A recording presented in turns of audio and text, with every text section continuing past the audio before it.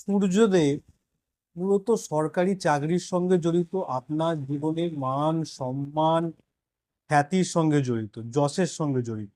তো সূর্য যদি কারো চার্টে উইক থাকে তাহলে কিন্তু এই জিনিসগুলো মানুষ পায় না। তো সূর্যদেবের কোপ থেকে রক্ষা পাওয়ার জন্য এবং তাকে আপনার চার্টে স্ট্রং করার জন্য এই জিনিসগুলো করতে পারেন। সূর্যদেব মূলত হচ্ছে বাড়িতে আপনার আত্মীয়দের মধ্যে আপনার পিতাকে রিপ্রেজেন্ট করে। তো নিজের বাবার সঙ্গে ভালো সম্পর্ক রাখুন, তার সঙ্গে শ্রদ্ধার সঙ্গে কথা বলুন।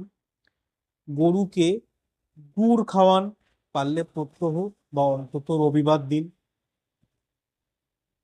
সূর্যদেব শ্রীরামচন্দ্রকে রিপ্রেজেন্ট করেন, তো রাম রক্ষা স্তোত্র শ্রবণ করুন।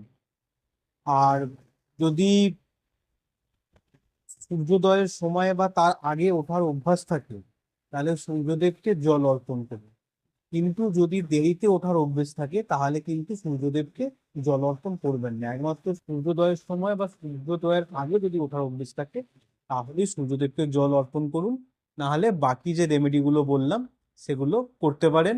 আপনি অবশ্যই টানা 2-3 মাস করলে অবশ্যই আপনি এর উপকার পাবেন, এবং উপকার পেলে আমাকে কমেন্টে জানাবেন।